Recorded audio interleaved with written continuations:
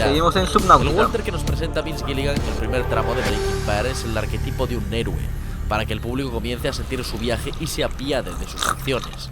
Y para colmo, se les ha detectado un cáncer inoperable completamente injusto.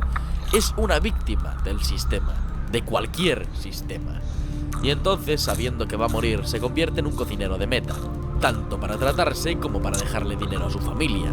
Esto es pura comedia. En primer lugar, esta serie pretendía ser una comedia negra, pero fue adquiriendo tintes tan oscuros y serios que acabó tirando por la tragedia. Pero toda esta narrativa tan sórdida, aunque seria, es cómica. El famoso viaje del héroe que recorren personajes tan célebres como Luke Skywalker, Harry Potter, Prometeo, Ulises, Bruce Wayne o Joseph Cooper en Interstellar, se trata de un patrón narrativo dado en obras densas, que traten de la evolución u odisea de un personaje. Walter White, en un inicio, representaba el viaje del héroe. Percibe una llamada a la aventura, que se daría en el primer episodio, siendo los detonantes de este inicio su cáncer y el negocio de la meta. La motivación principal que le lleva a iniciar este viaje es su familia.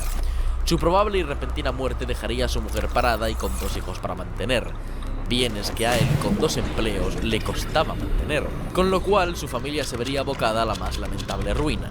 Por dicha razón, Walter cruza el umbral hacia lo extraordinario, que en este caso se trataría del mundo de las drogas, en el que va a dedicarse a cocinar metanfetamina. Aunque los medios para conseguir el dinero sean muy ilícitos, Walter directamente no hace daño a nadie. Su objetivo es honrado y nadie sale perjudicado por ello. El objetivo del héroe en su viaje es que al partir hacia el mundo extraordinario consiga un elixir, que puede tratarse de un concepto tan riguroso como una poción hasta un término más abstracto, como una lección moral. En el caso de Walter White es el dinero para su familia. El último estadio del viaje del héroe es hacerse con el elixir y volver al mundo ordinario con él mismo, para compartirlo con sus semejantes. En este caso, su familia. En esencia, todo lo planteado en el primer episodio es el viaje del héroe. Pero Breaking Bad no es una historia acerca de un héroe, sino la de cómo un héroe se puede convertir en un villano. Y plata, ¿no? Ya lo decía Harvey Dent y tenía mucha razón en El Caballero Oscuro. You either die a hero or you live long enough to see yourself become the villain. Look. Sed bienvenidos a uno de los análisis, por no decir el análisis más esperado de la historia de este canal. Breaking Bad, el viaje del villano.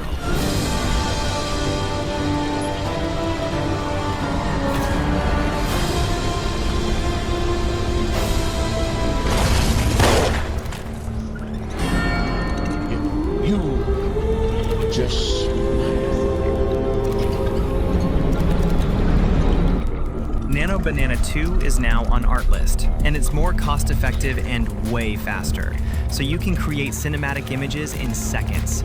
Go to artlist.io and get Nano Banana 2 and all the leading AI models, and start creating without limits. ¿Cómo tengo la cabeza, bro?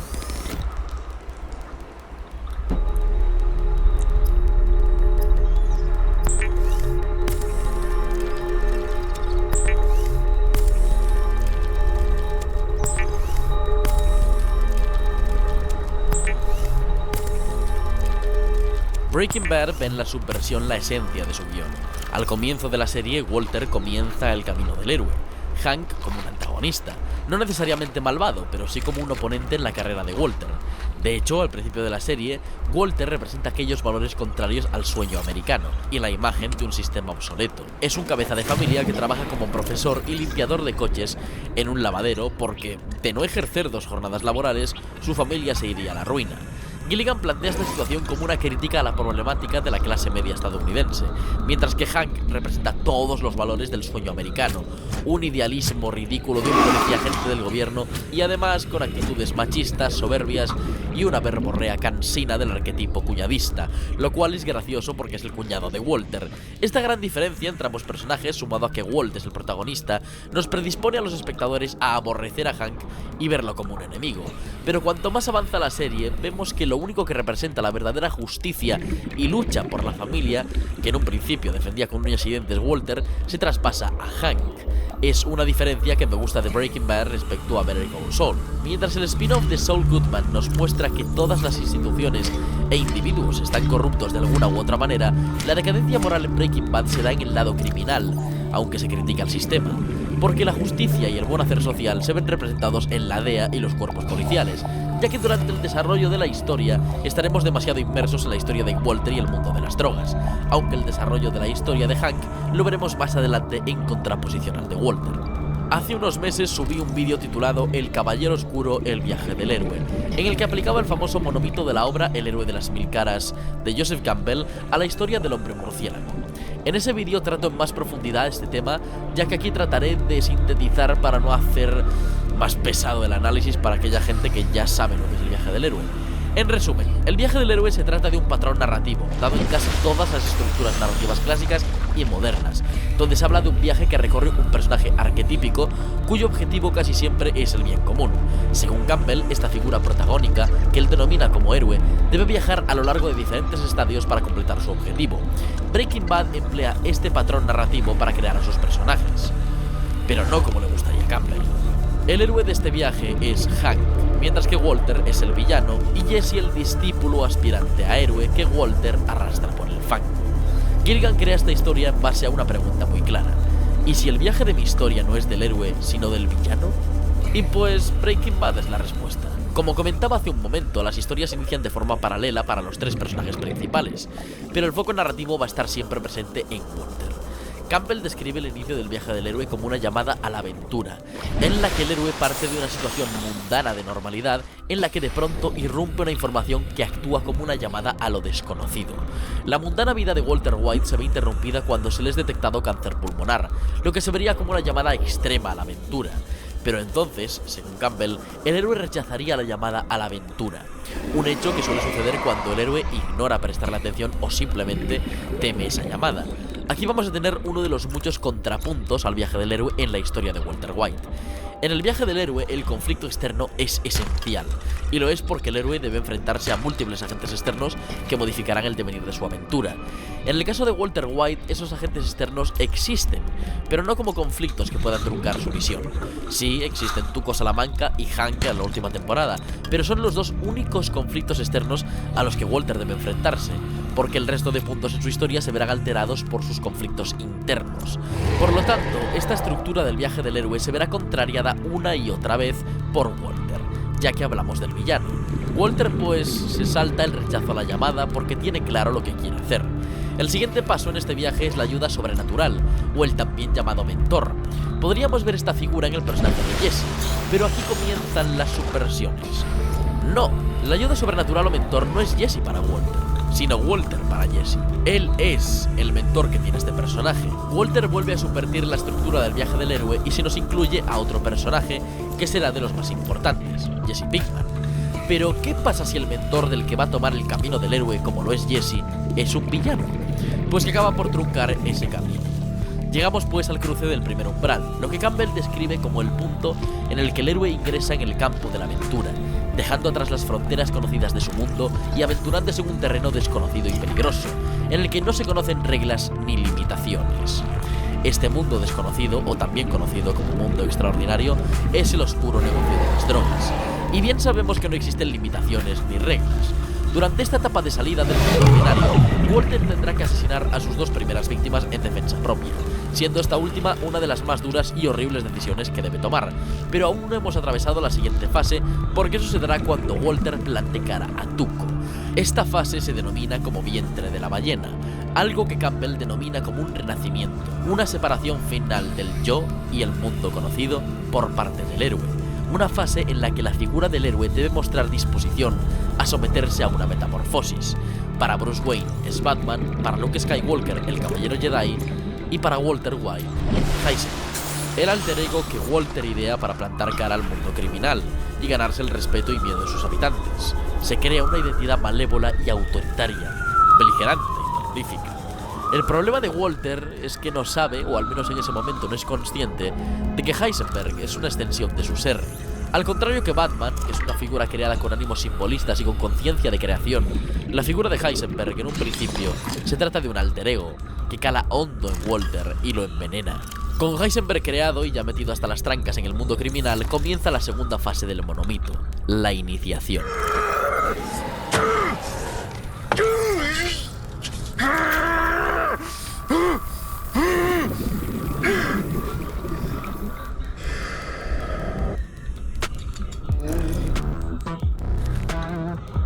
Design the perfect voice for your brand with 11 Labs. Change the way you record podcasts, voiceovers, and branded content with the #1 AI-powered voice-generating technology. Stop searching for the perfect voice and stop wasting time re-recording take after take. Try 11 Labs for free and start elevating your content today.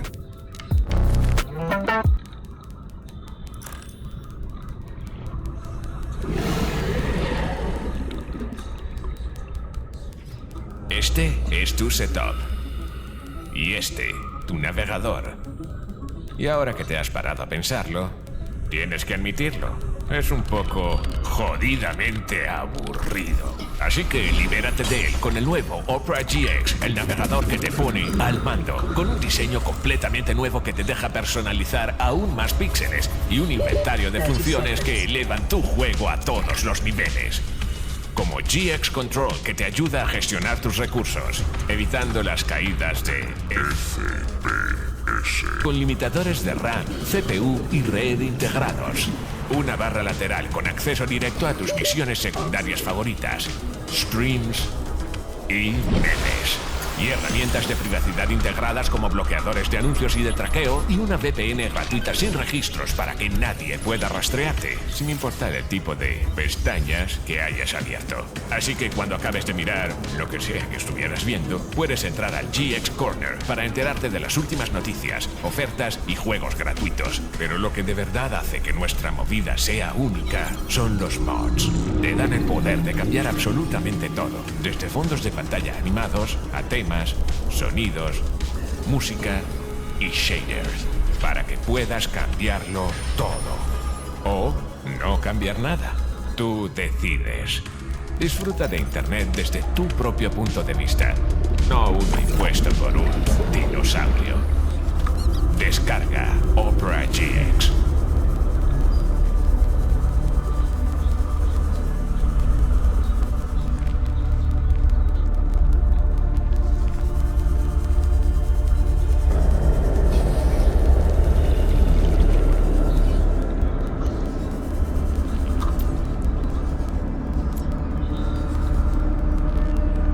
Durante esta nueva fase, Walter seguirá contrariando el viaje del héroe y portando sus vivencias de una manera tan extrema que creará su propia estructuración. Esta fase, que es la que contiene mayor desarrollo, tiene 3 tipos de pruebas. En primera instancia, el encuentro con la diosa, que Campbell describe como el éxito amoroso con una diosa reina del mundo. El problema es que este éxito en la historia de Walter no existe, ya que Skyler lo abandona. Y no solo eso, sino que se entera de a qué se dedica Walter y además se cepilla a su jefe. Walter, en vez de dejar las cosas como están y abandonar su casa, prefiere chantajearla y presionarla quedándose en el hogar que su mujer trata de proteger. El segundo tipo de prueba es la tentación. Tradicionalmente se veía representada en una mujer, pero con el paso del tiempo estas tentaciones podrían encontrarse a menudo en una naturaleza física o placentera. Campbell describe estas tentaciones como obstáculos en medio de la empresa del héroe, que no le permitían continuar su viaje. En el caso de Walter ocurre al contrario. Las desgracias acaecidas a su familia y hacia sus allegados durante esta fase debían dejarle lo suficientemente claro que debía dejar su trabajo. Incluso en cierto momento consigue reunir la meta de dinero que quería. El problema se da en el momento que Walter ve lo natural como una tentación. Walter ve en Jane una tentación para Jesse y por ello la deja morir. Walter ve en Skyler y sus ánimos por salvar la familia una tentación egoísta e ignorante. Walter ve el accidente de avión y la muerte de cientos de personas como una horrible coincidencia de la que se quiere quitar culpa de forma lamentable en público, porque en su fuero interno sabe que ocurrió por su culpa. Walter ve en lo natural qué es lo que ocurre a su alrededor por su culpa, que no son agentes externos conflictivos, sino detonantes, para dejar la vida criminal como tentaciones. Y aún así, si esto fueran tentaciones ilegítimas, Walter cae en una de ellas cuando intenta enrollarse con la directora de su colegio, o cuando Ted se cepilla a su mujer y acude a su empresa a intentar darle una paliza. En este caso, Walter contraria no solo una vez, sino que por doble, la esencia de las pruebas por las que debe pasar el héroe. La última de las pruebas, antes del quiebre de esta fase, es la reconciliación con el padre. Esta especie de padre, que Campbell denomina con ese apelativo, es la persona que ostenta el máximo poder en la vida del héroe. Walter no se reconcilia con nadie que cumpla estas características, porque, como vuelvo a repetir, Walter no es el héroe. El que debe cumplir esta fase es Jesse, que se reconcilia finalmente con Walter tras la paliza propinada por Hank. Y en el caso de Hank, que también sigue el viaje del héroe, se reconcilia con su jefe de la DEA. Al final de estas 3 pruebas, el héroe comprende una valiosa lección, que es tan fantásticamente aplicable al héroe como al villano, y será en la fase de tentaciones. Pero antes, un paréntesis para hablar del mejor episodio de Breaking Bad, después de Ozymandias y Crawl Space: Fly. Hasta el episodio número 10 de la tercera temporada, Walter White creía en una profunda inocencia que Heisenberg no era él, sino otra persona, encargada de poner las cosas en su sitio. Por ello, a pesar de que en ciertos momentos fuese consciente de lo que hacía, como cuando deja morir a Jane, él atribuye todas estas acciones al genio del imperio de la droga, a su otro yo, en una especie de trastorno de identidad disociativo. Por ello siempre se pone el sombrero negro cada vez que vaya a actuar como Heisenberg, porque piensa que eso le mantendrá las manos limpias. Pero hay un momento en el que Walter toma conciencia de todos estos errores y calamidades que ha cometido. No creo que La Mosca sea un episodio complejísimo y por ello sea tan difícil de pillar. Creo que el ritmo tan lento y la ridiculez que representa en sí mismo el conflicto del episodio lo hacen complicado de seguir, pero si ponemos mucha atención, podemos apreciar una similitud casi exacta entre el guión de este capítulo con el poema El Cuervo, de Edgar Allan Poe. En la obra de Poe, es que no sé cómo se pronuncia, lo siento, el narrador es un hombre solitario, sentado a los pies de un cuadro de su amada, que entendemos fallecida. Este narrador intenta olvidar lo desdichada que es su solitaria vida, cuando de repente, entre aleteos y golpes en su habitación, entra un cuervo negro como la noche que se posa en uno de los bustos de su habitación. Es entonces cuando el narrador le pregunta al cuervo por su nombre, y este le responde: nunca más. Ante la capacidad de habla increíble por parte del ave, el hombre vuelve a preguntarle, y el cuervo responde de nuevo: nunca más. El narrador se enfada y piensa que ese cuervo es tan solo el ave amaestrada de un infeliz dueño. Pero aún así, aunque no le hable, el cuervo masculla su recurrente frase: nunca más. Irritado ante la monotonía de su nuevo compañero, el narrador trata de echar al cuervo, maldiciendo y amenazando a la criatura. El cuervo, en cambio, permanece impasible ante las palabras del dueño de la casa, que oye mascullar al cuervo su frase, mientras recuerda a su amada con dolor. A pesar de todos sus esfuerzos, no consigue que el cuervo se vaya y llega a la conclusión de que, por mucho que lo intente, el ave seguirá en su sitio durante toda la eternidad, atormentándole y recordándole que estará solo, siempre. Nunca más. La Mosca de Breaking Bad juega el mismo lúcido papel. Walter entra en el laboratorio tras una temporada especialmente dura para él, en la que ha tenido que cargar con la desgracia del avión, la muerte de Jane, el suicidio del padre de Jane, los desengaños de su mujer y constantes conflictos con Saul y Jesse, además del intento de asesinato de Hank, que casi muere por su culpa. Es en ese momento en el que Walter percibe una mosca dentro del establecimiento. A pesar de lo rápida y habilidosa que es su nueva enemiga, Walter la persigue por todo el laboratorio, incluso arriesgando su integridad física. Cuando llega Jesse no entiende nada de lo que está ocurriendo, incluso llega a las manos con Walter por tan estúpida situación. Jesse acaba por drogar a Walter para que le deje cocinar y así no se arruine la remesa, pero tras una conversación profunda sobre lo que han hecho y sobre lo que sienten, Jesse se convence en asesinar a la mosca. Durante los últimos momentos del episodio, Walter, a punto de dormirse, le dice a Jesse que lamenta lo ocurrido con Jane, tras decir esta frase: It's all contaminated. Todo está contaminado, pero no en ese laboratorio, sino en la vida de Walter. El mundo de las drogas ha contaminado todos los ámbitos de su vida y la ha conducido a un destino peor del que estaba. Jesse asesina a la mosca, y cuando el episodio parece finalizar, Walter está en su cama, preparado para descansar después de un día duro y muy cansado. Pero entonces, Walter observa una mosca. Y Rian Johnson, director de este magnífico episodio, decide emplear un plano cenital subjetivo de la mosca, acercándose a Walter. Work today is broken. We're all working in too many disconnected apps, and it's killing team productivity. But for the first time, there's a platform that fixes it by combining everything you need: projects, chat, and knowledge in one place. It's all powered by the world's most complete... Para cerrar el episodio, lo que hace Gilligan en este episodio es reinterpretar el cuervo de Poe, que representa la soledad y el pesimismo, y convertirlo en la mosca, un insecto que representa la muerte, atormentando a Walter White y dejándole claro que Heisenberg y él son uno solo. Y a pesar de que Jesse matase a la mosca, a Walter siempre le va a perseguir una, porque le persigue la muerte y la desgracia. Jamás va a poder tener las manos limpias y arreglar todo lo malo que ha hecho. Y prueba de que ya ha asumido que él no va a poder escapar del crimen es su reacción un episodio después.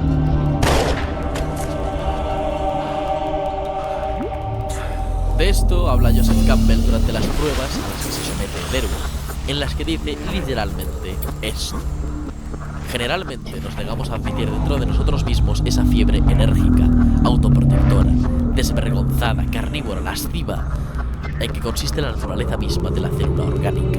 Por el contrario, tendemos a maquillar, encubrir y reinterpretar mientras imaginamos que toda mosca en la miel o pelo en la sopa son culpa de algún inoportuno que no somos nosotros. Pero cuando de repente nos sobreviene o nos vemos obligados a convencernos de que todo lo que pensamos y hacemos está necesariamente contaminado por el olor de la carne, entonces no es raro que se experimente un momento de repulsión.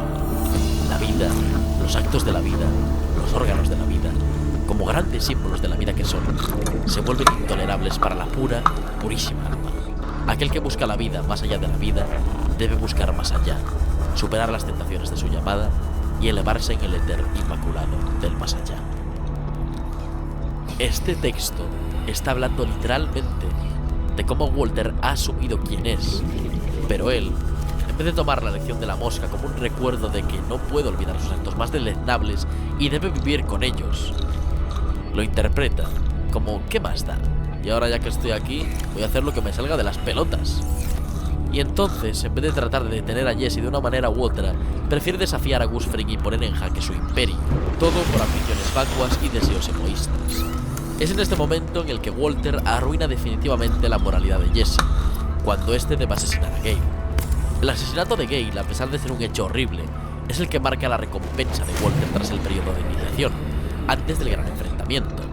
Esta recompensa, o acercamiento, como también denomina Campbell, salva las vidas de él y Jesse y les pone a ellos como únicos encargados del laboratorio de Frink. Durante esta etapa, previa al gran enfrentamiento, Walter y Jesse rompen su relación, por puro egoísmo por parte del primero, dejando a Jesse caminar hacia un destino incierto, que probablemente le trajese la muerte. Es en el momento que Jesse vuelve y Walter quiere ayudarle, que recibe el mensaje definitivo de Gustavo Fring. Walter es despedido y amenazado por el narcotraficante, quien no solo amenaza a él y a Hank, sino que se le llena la boca con toda la familia de Walter. Walt, entonces, llevado por la locura y una perturbada reacción, corre hacia su hogar para reunir todo el dinero posible para escaparse con su familia, creándose nuevas oportunidades. El problema llega cuando el escondite del dinero se halla completamente vacío, y Skyler le confiesa que le dio todo el capital a Deb Benning, su examante, en la que para mí es la mejor escena de Breaking. Walt se rompe emocionalmente y tras gritar desesperada ante una inminente muerte para su familia, comienza a llorar. Y tras unos segundos de sollozos, reír. Una risa de maníaco, aquella del reír por no llorar, dejándonos la escena mejor actuada de la serie. Es en este momento que para mí, a una temporada del final de Breaking Bad, cualquier atisbo que pudiese quedar de Walter White en la cáscara que ya envuelve completamente Heisenberg muere. El primer grito de desesperación marca la muerte de White, mientras que la malévola risa descontrolada y macabra representa el total control que tiene Heisenberg sobre el alma rota de Walter. Walter White fallece definitivamente en el sótano de su casa, mientras la cámara asciende en una angulación cenital y lo deja rodeado de dinero en el suelo. El plano es tan perfecto a nivel de angulación que lo que antes era claramente una trampilla, ahora tan solo parece un cuadro, en el que Walter se queda encerrado y que el espectador solo puede ver alienado mientras la tensión sonora aumenta hasta cortarse de forma súbita, dejando al espectador una sensación horrible. Esta es la mayor diferencia que existe con el viaje del héroe de Campbell. Para Campbell, esta fase, que él denomina como el apoteosis, es cuando se produce la muerte física, o muere en sí mismo el héroe para vivir en el espíritu, para en algún otro momento retornar como héroe. El problema es que no ha muerto Heisenberg, ha muerto Walter, y no va a retornar jamás. La prueba total de que Heisenberg tiene un control total sobre el cuerpo de Walter lo vemos un episodio después, en el que Walt envenena a Brock, un niño, sin saber si realmente es. ¿Y por qué sé esto? Porque cuando Jesse le da la noticia a Walter de que el niño saldrá adelante, Walter reacciona de esta manera. O sea, que Walter envenenó a un niño al que no sabía si mataría por sus putos intereses. La etapa de caída moral es cada vez más profunda, cuando en este viaje debería ser al contrario. Ya está forjándose el papel del villano. Una construcción narrativa que no existe o que de existir aún no ha sido denominada como tal, así que me tomo la libertad de registrar la propiedad intelectual de este término para el título de un ensayo escrito. En fin, prosigamos. La siguiente fase se trata de la que otorga al héroe un don, o recompensa etérea más allá de la muerte, lo que se denomina como elixir. Al principio del análisis dije que el elixir o don que buscaba Walter en ese viaje del héroe era el dinero para su familia. Pero, ahora que hemos llegado a esta fase tras el total control de Heisenberg, el don final que recoge el personaje no es el dinero para su familia, sino un imperio de la droga. Un imperio que no necesita a su familia y que él tampoco.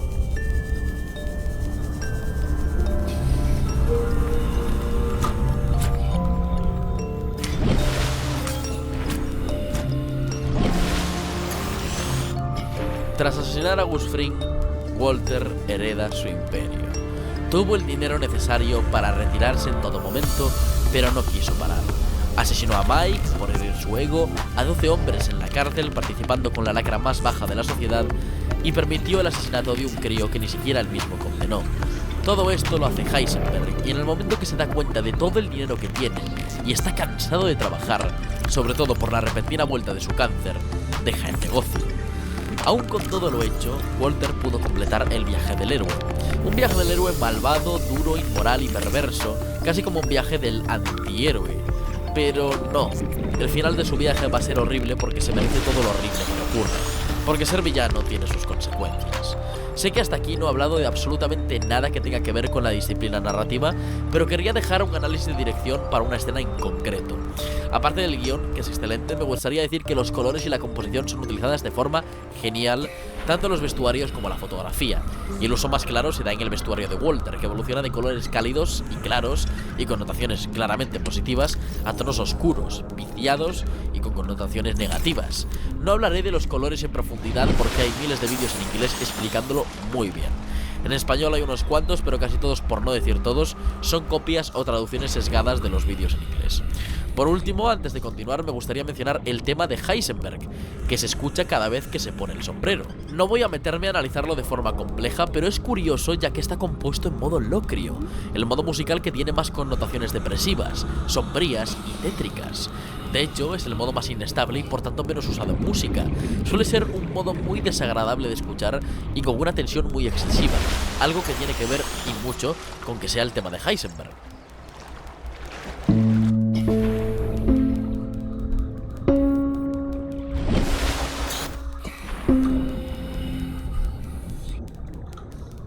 Durante toda la serie, Walter ha sido quien ha tomado las decisiones, quien se ha adelantado a los planes de los demás y quien ha jodido familias y mafias enteras y de una forma u otra ha participado en todo lo que ha ocurrido. Eso es precisamente lo contrario de lo que hace un héroe. Un héroe actúa frente a agentes externos, soluciona problemas y muy pocas veces se dan cambios en la historia provocados por él mismo. En cambio, en Breaking Bad, todos los problemas y catástrofes ocurridas pasan por culpa de Walter White, porque como buen villano que es el que provoca todos los giros de la trama, el agente externo que está dando por culo constantemente. Es por ello que en un círculo de justicia poética, Walter recibe el único agente externo que le va a complicar las cosas, Hank Schrader. La consecuencia de los crímenes cometidos por Walt es la de una familia rota, y Hank es la mejor prueba de ello. Llegados a este punto, Walter debe retornar al mundo ordinario, pero no puede, porque ya no hay más Walter. Manipulando a su mujer y también arrastrándola por su fango, consigue que colabore en un horrible vídeo mintiendo sobre Hank, un vídeo que fácilmente podría meterle entre rejas, todo por no entregarse. Mientras Jesse, enterándose de lo acontecido con Brock, se pone del lado de Hank, todo parece en contra de Walter, cuando estos, Hank y Jesse, consiguen engañarle para darle la ubicación de su dinero. El problema se da cuando Walter, una vez más, aunque esta por estupidez, da el paradero de su cuñado, a los nazis que le habían ayudado anteriormente. Y como bien escribió Percy Page, mi nombre es Ozymandias, rey de reyes. Contemplad mis obras, poderosos, y desesperad. Nada queda a su lado, alrededor de la decadencia de estas colosales ruinas. Infinitas y desnudas se extienden, a lo lejos, las solitarias y llanas arenas. Walter no solo provoca la muerte de Hank, sino que encierra a Jesse, que es torturado y explotado a niveles extremos. Mata al compañero de Hank, Gomi, y además pierde su dinero por culpa de la banda de nazis. Todo por su estupidez, por su negligencia y obsesión. El imperio de Heisenberg se derrumba a la vez que Walter cae al suelo. Es gracioso como incluso Walt intenta redimirse como si fuera una especie de héroe trágico ofreciendo todo el dinero a los nazis por la vida de Hank. Pero no, señor villano, las cosas no funcionan así. Retomando a Hank, hemos visto la muerte del que sí es un héroe trágico. Hank cumple con todo lo estipulado en el viaje del héroe. Percibe su llamada a la aventura con el imperio de la meta, pasa sus pruebas de tentación, como el paso y una vida mejor con Marie en Washington, por seguir en la empresa del caso Heisenberg, pierde amigos por hacer lo correcto y es despedido por ello. Pasa una experiencia cercana a la muerte, evoluciona y madura como personaje y obtiene el don final, que es la identidad de Heisenberg, y elabora un plan perfecto para capturarlo. Muy buen día tengan todos ustedes. Pues el héroe día de hoy estamos aquí en Pero ya lo dijo, porque lo que vamos a hacer es pueden construir ustedes en todas partes de la madre base. Lo que pongan ahí, ¿no? Ay, güey, ese no era. Y va a bajar los... Hank fallece como el héroe que fue, mientras Walter se retuerce porque ha perdido lo único que le mantenía cuerdo, el control sobre su familia y su dinero. En un acto de maldad pura le confiesa a Jesse la muerte de Jane y de forma completamente cínica pretende llevarse a Skyler y Walter Jr. con él. Skyler, cansada de sus múltiples manipulaciones, le ataca y es entonces en el momento que Walter Jr. se lo saca de encima que Walter se da cuenta de que ha perdido lo único que le quedaba, su familia. Aceptando su destino, abandona a su hija en una estación de bomberos y se marcha de Nuevo México, devanándose los sesos sin encontrar una solución para darle el dinero a su familia, hecho ridículo porque su familia ya está en la absoluta miseria, está a punto de entregarse. Pero en un último momento, el ego de Walter es herido cuando atacan a lo más profundo de su ser. Para mí, lo que comenzó alimentando a su alter ego Heisenberg fue el éxito de sus dos compañeros, Elliot y Gretchen, y el hecho de verse ninguneado con su imagen completamente pisoteada le hace reaccionar y completar su venganza. Vuelve a Nuevo México, amenaza a Elliot y Gretchen para que den su dinero a sus hijos, envenena con ricino a su ex socia Lydia y le aclara algo a Skyler. Lo que necesitábamos escuchar tras 5 temporadas de cinismo, crueldad y narcisismo. Es el momento que necesitábamos para dibujarlo definitivamente como un villano. I have to hear one more time that you did this for the family. You did it for me. A hero properly is someone who has given his life to something bigger than himself or other than himself. I liked it. Warning, emergency power I was only. good at it. Oxygen production offline. And I was really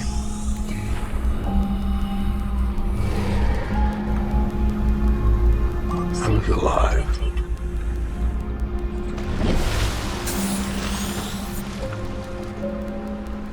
Un héroe es aquella figura que da su vida por los demás. En cambio, Walter decidió vivir su vida por él mismo, sin importarle las consecuencias fatales que pudiese tener sobre los demás. Como última ayuda, para Skyler, le da las coordenadas de los cuerpos de Gobi y Hank para negociar un acuerdo. Y el último tramo de su viaje es la venganza contra Jack y su barba. Me gusta este final porque Walter quería asesinar también a Jesse, pero al verle tan demacrado y dolido, Walter decidió no tomar represalias contra el que había sido su discípulo. Así, fallece toda la familia de Jack, incluido Todd, que es asesinado por Jesse como Walter había hecho con Loco 8. Momentos después nos damos cuenta de que a Walter le ha alcanzado una mano. Jesse decide no rematarle y se escapa, no sin antes dedicarse una mirada que quedó para la historia de la ficción. 2 miradas que dibujan todo un viaje de grandes momentos, pero también de desdichas. 2 vidas arruinadas, una con conocimiento de causa y otra sin él. Una mirada entre maestro y discípulo antes de finalizar el viaje. Walter entra en el laboratorio de Meta y observa los objetos con los que solía trabajar, para fallecer desangrado. Y sí, Vince Gilligan recupera el plano de la muerte de Walter White en su sótano para crear el plano de la muerte de Heisenberg en su laboratorio. Poético, con mucho sentido, pues a Heisenberg no le mató ni el cáncer ni una banda de criminales, sino que fue víctima de su propio ingenio. Así fue como Walter White completó su viaje del villano. Una historia perfecta con un cierre perfecto.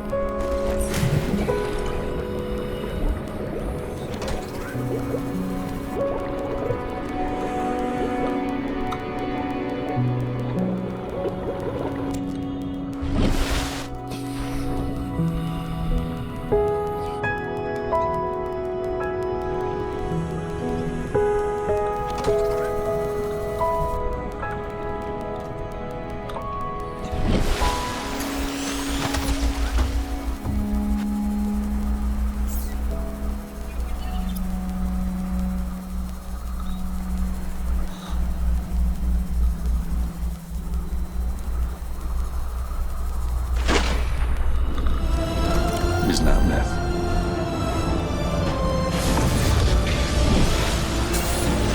Y hasta aquí hemos llegado, espero que os haya gustado este superanálisis de la que hoy en día es sin duda mi serie favorita. Si queréis que haga un análisis de una escena en concreto de Breaking Bad, mencionadla en la sección de comentarios y haré uno de la más votada. Nos vemos en breves con un final de octubre que tendrá 2 vídeos sorpresa y con un inicio de noviembre muy intenso.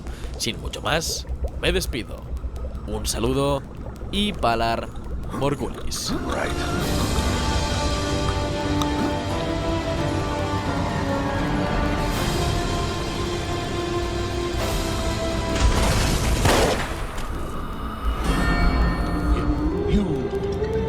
Just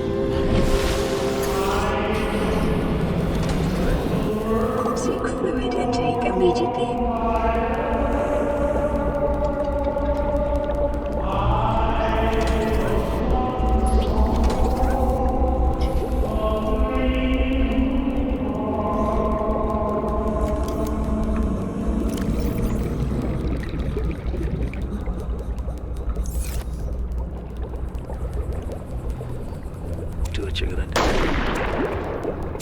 Oh sí, qué escena. Breaking Bad está repleta de grandiosas secuencias. Sin ir más lejos, elegir una de toda una serie tan vasta y llena de momentos tan memorables fue un trabajo difícil.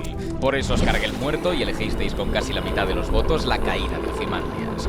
Mi favorita personalmente es la metafórica muerte de Walt en el semisótano o la ruptura familiar en el propio episodio de Ozymandias. Pero esta sección se llama Escenas Legendarias por una sencilla razón, y es que si Breaking Bad tiene una que merezca tales galones, esa es la muerte de Hank y la caída de Heisenberg.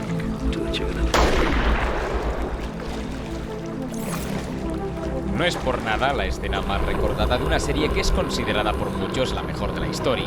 Ozymandias es una obra maestra de la televisión en cada uno de sus segmentos, frames y escenas. Una perfecta demolición que Vince Gilligan fraguó desde la primera temporada y cuyo guión y dirección fueron afinados por Moira Walley-Beckett y Ryan Johnson.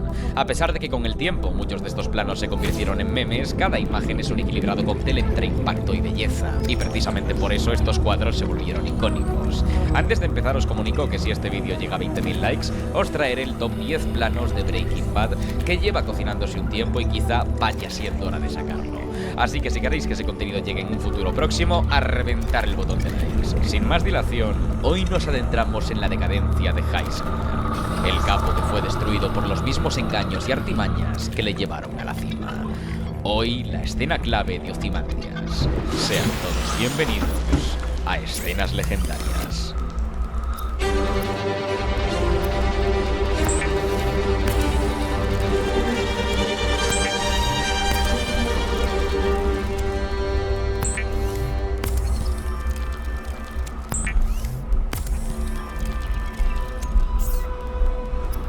Me voy a limitar a la secuencia que arranca el episodio y remata con la captura de Jesse y la marcha de Jack y sus hombres, aunque haré una excepción con la escena que precede la introducción, ya que tiene mucha importancia, pues está conectada a la que analizaremos. En ella vemos el comienzo del imperio de Heisenberg, la primera vez que cocinaba con Jesse y además aquello que le llevó por un camino suicida, las mentiras. Como si se tratara de la serie La vida del imperio, de Thomas Cole, Johnson captura el estado arcaico y primigenio del mismo cuando todo empezaba en su hostil y natural grandeza.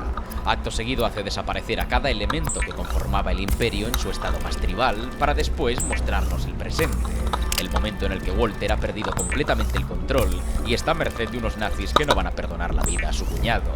Johnson nos muestra el mismo plano, poco ha cambiado, vemos los dos coches ocupando el espacio que antes regentaba la caravana y de hecho Jesse está en la misma posición en la que se encuentra también el presente, bajo el coche. Estos dos planos son un manifiesto, una muestra de cómo todos los imperios se alzan y caen. Como en aquella serie de pinturas que mencionaba antes, la importancia de los cuadros es el constante mensaje de que lo único que perdura es el mundo natural. Todo aquello material que ocupa la Tierra es efímero y tras la destrucción, la desolación nos muestra que todo ciclo nos devuelve al punto de inicio. A pesar de todo el imperio que ha construido Heisenberg, todo su viaje ha sido meramente circular, un bucle intoxicado por la ambición, la codicia y el ego. Y como todos los imperios, se derrumba ante el único elemento realmente imperecedero, la naturaleza. El paisaje es vacuo, desolado y hostil. Es una alegoría de lo inabarcable que se vuelve la situación para Walt en este momento, y también un guiño al soneto que da nombre a este episodio. Ozymandias. La obra dedicada a Ramsés el Grande de Percy Shelley era una oda a la inevitabilidad del destino contra la ambición material humana. Una dura visión sobre lo insignificantes que son nuestras obras ante el inexorable paso del tiempo.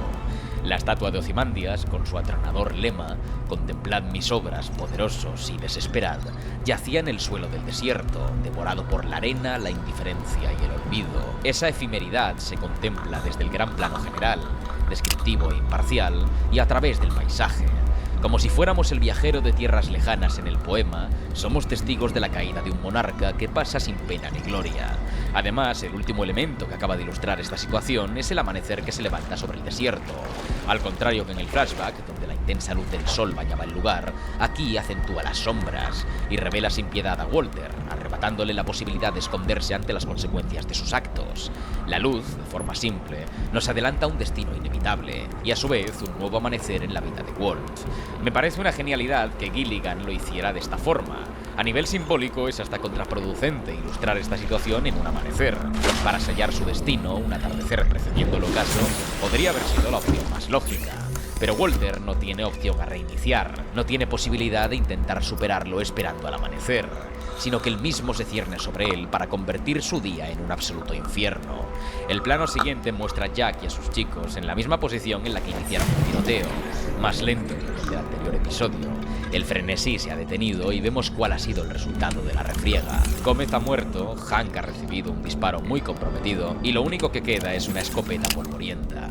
Johnson nos muestra un plano con una composición espectacular, enfatizando el enorme peso que arrastra Hank, con el coche ocupando una masa visual desproporcionada y acentuando las líneas diagonales, descompensando el plano y poniendo en el centro de interés una escopeta que da sentido a toda la composición. Mientras, Jack se acerca paulatinamente, dejando que la cámara se regodee en la clara conclusión de la escena. Hank nunca llegará a coger esa escopeta. Breaking Bad se ha valido muchísimos episodios de giros y resoluciones surrealistas, donde, a pesar de las dificultades, los personajes salían bien parados. Constantemente ocurre con Walter, que porta una suerte encima que parece otorgada por el mismo diablo. Y sabiendo esto, Gilligan disfruta de esos segundos pensamientos, esos parpadeos que ansían una resolución diferente. Este plano es una de esas falsas ilusiones, y toda la escena se basará en esos espejismos. Aquí, ni Walt, ni Hank, ni Jesse tienen el control. Lo tienen los malditos nazis. Y Johnson nos lo recuerda unas cuantas veces. Este contrapicado con movimiento interno es una de esas agresivas muestras. De por sí ya es como un disparo. A continuación, Walt entra en juego y el sonido de la pistola se intercala con los fragmentos de cristal enterrados en la ropa del químico.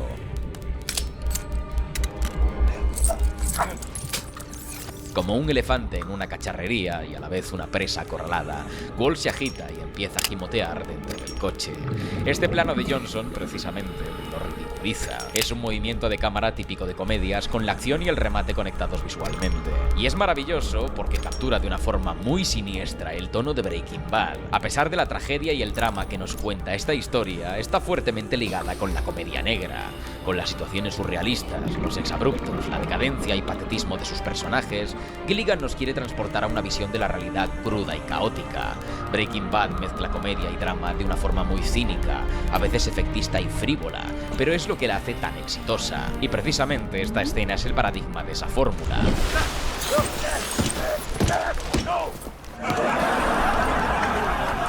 Cuando Walter entra en el plano, Johnson utiliza el fondo y la pistola en el término medio para mostrar la realidad de la situación. Walt no está con esta gente, no trabaja ni por ni para él. Y aquí es un rehén más. La pistola apunta tanto a Hank como a Walt. Y aunque él quiera ponerse en el medio, ambos están sometidos. Cuando Jack le dice a Walt lo de la DEA, sabe que se ha metido en un problema muy gordo. Y la interpretación de Bryan Cranston, cuando se encoge, habitualmente representa una cesión de control por su parte. Un gesto propio de un niño que ha sido descubierto en medio de su mentira. Sabe que está cediendo el control, que está dejándose dominar por Jack. Y en el plano, incluso, parece estar asustado ante un cañón que no le está apuntando a él, aunque subtextualmente sí. Jack aparta la pistola y de nuevo la narrativa vuelve a jugar con nosotros. Como en muchas otras ocasiones, Walter podría salvar a su cuñado y resolver esta situación a través de engaños, manipulaciones y estratagemas. Como ya tenemos una relación construida con el personaje, no sería algo extraño que se guardara unas bajo la manga. Y precisamente esta escena también es engañosa porque se halla al principio de un episodio. Una muerte así sería caramelo de clímax en cualquier temporada de cualquier serie, pero aquí nos encontramos con una estructura diferente. Precisamente esa disposición de la acción en la narrativa hace que todo sea más impredecible y acentúa aún más el simbolismo del amanecer que comentaba antes. La muerte de Hank no será al final, sino al principio. Será lo que atormente a Walter a través de todo el episodio hasta explotar en esa última gran escena. En general, la disposición narrativa en cuanto a este episodio es una auténtica obra de arte. Mientras Walt intenta negociar por la vida de su cuñado, Hank expone la dura realidad. Su rostro es de total aceptación. Sabe desde el principio que no saldría vivo del lugar, y Johnson nos inserta estos planos como un choque pasivo ante la desesperación activa de Walt. A su vez, también nos genera la falsa percepción de que el protagonista en algún momento puede salvarlo, como en este plano contra plano que busca generar un entendimiento entre Jack y Walt, o en este, tras decirlo, de los 80 millones, en el que de repente asume todo el control del plano, cuando el tipo que le sujetaba sale del mismo, o cuando desesperado trata de suplicarle a su cuñado. Pero Hank, de nuevo, al contrario que Walter, ha aceptado su destino y no está dispuesto ni a rogar por su vida ni a hacer un trato. Y los malabares que siempre han representado a Heisenberg no hacen efecto ni en Jack ni en Hank, porque por primera vez todo depende de otra persona y no de él. Y precisamente lo que decide hacer Hank es indirectamente una venganza contra Walter, pero no nacida del rencor, sino de su dignidad. El suspiro tras la demencial idea de su cuñado nos lo expone. You can walk out of here alive if you just promise us that you'll let this go. Hank no es un malabarista, ni un estafador, ni mucho menos alguien que no juega bajo las reglas. Deja más que claro a Walter que jamás se rebajará a su nivel, y aún a pesar de todo, el espíritu del personaje queda patente en la escena, como en el momento que Jack le pregunta sobre el trato y Dean Norris, con un pequeño microgesto facial, activa el modo fuerzas y cuerpos de seguridad del Estado. Should I let you go? My name is Asax Schrader. You can go fuck yourself. Dentro del marco tan trágico que está viviendo, Hank no se desdibuja, no gimotea ni juega como Walter, no necesita ponerse máscaras, y esa es la mayor venganza que puede perpetrar contra su cuñado, aunque él no porte el arma. Todo condensado en este diálogo. You're the smartest guy I've ever met. You're too stupid to see. He made up his mind 10 minutes ago. Creo que es mi frase favorita en todo Breaking Bad. La inteligencia no es lo mismo que el instinto. Walter ha desfigurado tanto su compás moral que cree que puede escapar de todo menos del cáncer, y se ha manchado las manos tantas veces que está dispuesto a humillarse para salirse con la suya. Su intelecto sin duda le ha ayudado en muchas ocasiones a escapar de múltiples peligros, pero tantas prácticas inmorales han alterado su juicio. Hank alaba la inteligencia de Walter, pero vilipendia su moral. Y las lágrimas brotan en el rostro del villano, ya que es un ataque a lo más profundo de su identidad. Pudo ser una persona brillante, un químico prestigioso, un padre de familia y haber prolongado su vida aceptando la oferta de Elliot. Pero tanto en el pasado como en el presente, su ego le impidió tomar el camino de la moral y le convirtió en un monstruo que destruyó todo a su alrededor. Y además, el final de la frase acaba por dinamitar a Heisenberg. Ya no es el juez ni el verdugo, otro es el que tiene el poder de decidir, y ya lo ha hecho. Pese al teatrillo, pese a revelarle la existencia del dinero, pese a rogar y rogar y rogar, Walter nunca tuvo opción de ganar. Y Hank, una dignidad que Walter nunca ha conocido, acepta su muerte. El disparo revela lo que ha dicho el agente. Jack iba a hacerlo de todas formas. Acepta su muerte. El disparo revela lo que ha dicho el agente. Jack iba a hacerlo de todas formas y con una crueldad sumamente cínica le vuela la cabeza. A la vez que es una deconstrucción de la muerte heroica, también es una capa más que envuelve a la escena de comedia negra. Johnson lo muestra desde un plano general, quitando la importancia al asunto, mostrándolo como algo mundano e insignificante, y su cuerpo cae como un saco de carne. Y a continuación, este plano. ¡Qué preciosidad! Un montículo de escombros se acomoda ante un muro de piedra gigantesco. La horizontalidad de la estampa nos inspira un equilibrio, una rectitud, pero en realidad la composición es diagonal. El muro es inestable, y lo que destaca frente al mismo es una composición triangular. El centro de interés caen las ruinas pedregosas. El imperio de Heisenberg se está derrumbando. Y el siguiente plano nos lo indica de forma aún más clara. El espacio se distorsiona y a la vez que nos acercamos al rostro de Walter, nos alejamos del escenario. Esta disociación sella el final del alter ego. Había conseguido salirse con la suya todo este tiempo, pero la muerte de Hank destruye la simbiosis entre Walter y Heisenberg. Ambos mundos y ambas vidas colisionan, y el efecto antonímico entre Zoom y Travelling acaba de simbolizarlo. A continuación, otro plano aún más espectacular. Johnson decide capturar la caída de Heisenberg en un solo plano y consigue hacer honor al título del episodio. A través de un plano medio corto, el director captura en primer lugar el cuerpo cortado de Walter, y esto servirá para hacer más clara la comparación con Ozymandias. Walt cae de rodillas, pero no lo vemos entero, y desde esta perspectiva, como si fuera una estatua a la que le han arrancado brazos y piernas, cae al suelo para acabar colapsando lateralmente.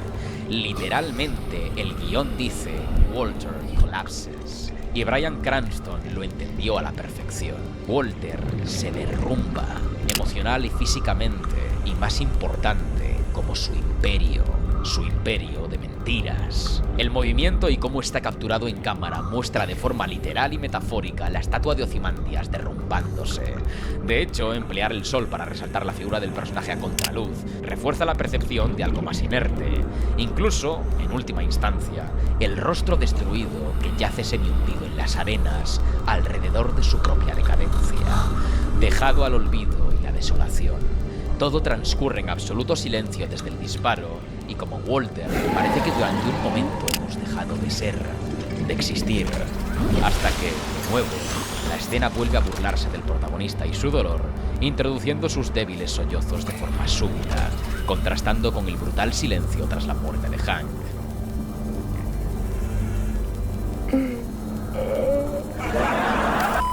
Es más, la serie se da el lujo de mostrar únicamente a Jack y sus hombres arrebatar el dinero a Walter, como si de repente ellos fueran los protagonistas y él un mero espectador. Walter y los espectadores experimentan cómo funciona el mundo criminal, un ciclo de auténticos villanos que se van reemplazando y sustituyendo el uno al otro en una rueda que no deja de girar. Y aunque en algún momento pudiste ser protagonista, pronto te convertirás en la víctima de otro aún más cabrón. No tenemos una exploración del duelo, de la tragedia que acabamos de vivir.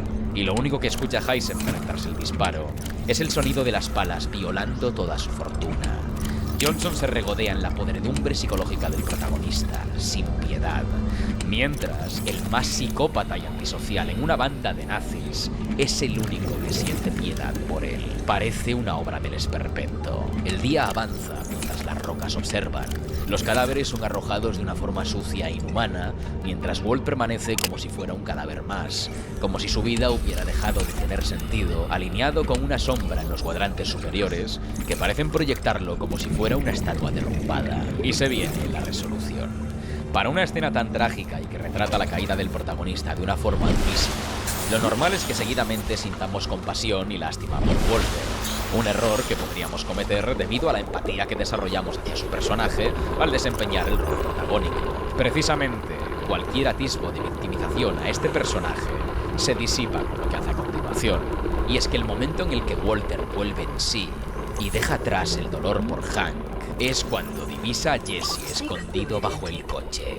Y dentro de su megalomanía y narcisismo es lo único que le da energía para poder seguir, vengándose de Jesse y castigándole por lo que ha ocurrido. Y con un giro que parece evidente, pero me parece prodigioso. Porque Walter, después de todo esto, intenta engañar a su familia. Para cualquier otra persona, la muerte de Hank sería el límite, el punto en el que todo se ha acabado. Pero por mucho que pueda pasar, Heisenberg siempre seguirá adelante, sobreviviendo como una cucaracha. Como momentos después nos muestra el propio episodio, un insecto arrastrando migajas. Y negándose la responsabilidad por la muerte de Hank, lo paga con Jesse enviándole al matadero. Su mano apretando la de Jack con la esvástica es un dulce paralelismo con la actitud de Hank previamente. What do you think, Faye? You take that deal? Square? Or you can go fuck yourself. Del segmento con Jesse no podemos obtener más refuerzos negativos por parte de Walt. No solo acepta matarlo, hecho que Jesse parece aceptar observando unos pájaros en el cielo soñando con ser libre al fin, aunque sea perdiendo la vida, sino que acepta que lo capturen para torturarlo, tras analizar el rostro de Jesse sabiendo que estaba aceptando su destino, para rematar con uno de los momentos más puramente Heisenberg de toda la serie. I watched Jane die.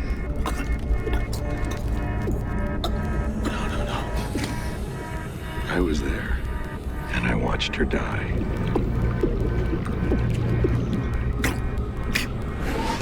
I watched her overdose and choke to death.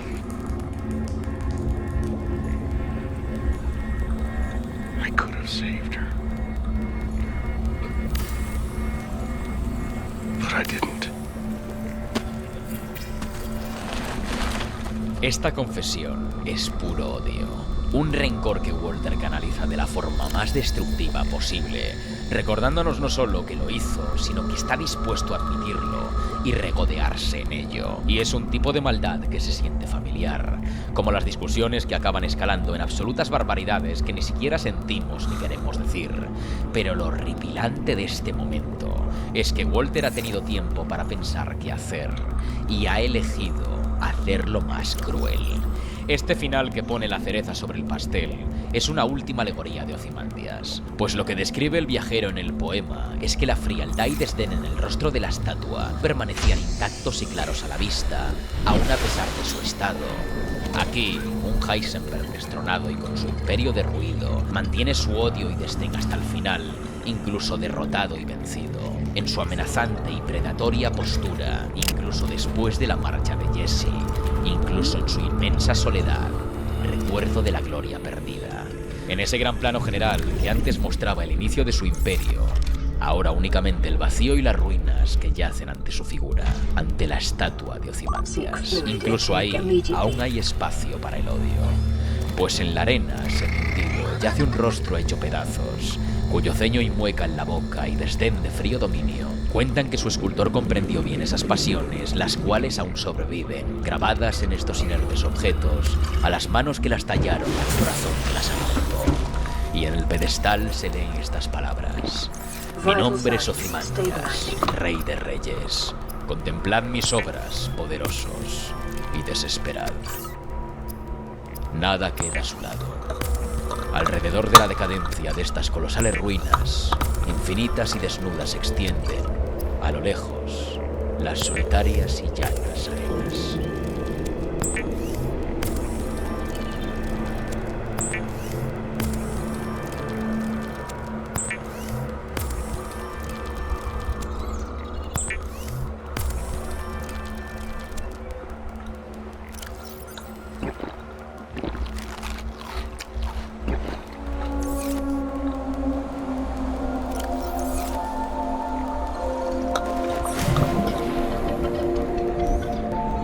Hasta aquí hemos llegado.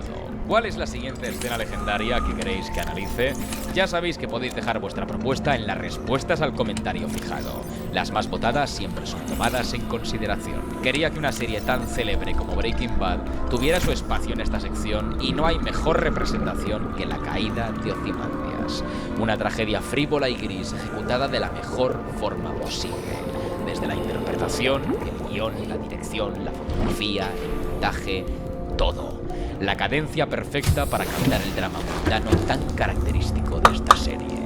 Y este es el comienzo del capítulo, chicos, el comienzo. Es que menuda maravilla. Antes de marcharme, os recuerdo que si queréis un top 10 mejores planos de Breaking Bad, tenemos que llegar a 20.000 likes. Y si no quieres ese vídeo, pero quieres dejar un like, pues mira, yo no te lo voy a rechazar. Compartid este vídeo con ese colega obsesionado con Breaking Bad, pero no con Better Call Saul, lo cual debería ser un delito. Y suscribíos si aún no lo habéis hecho.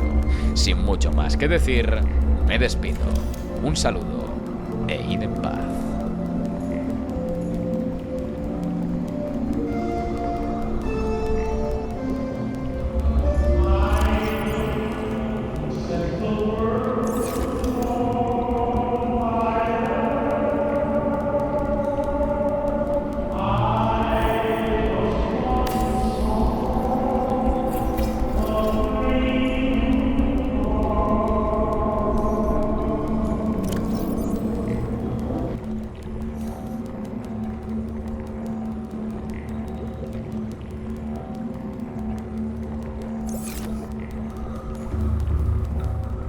Breaking Bad, Jack Welker es presentado como un criminal despiadado, alguien que no se anda con medias tintas.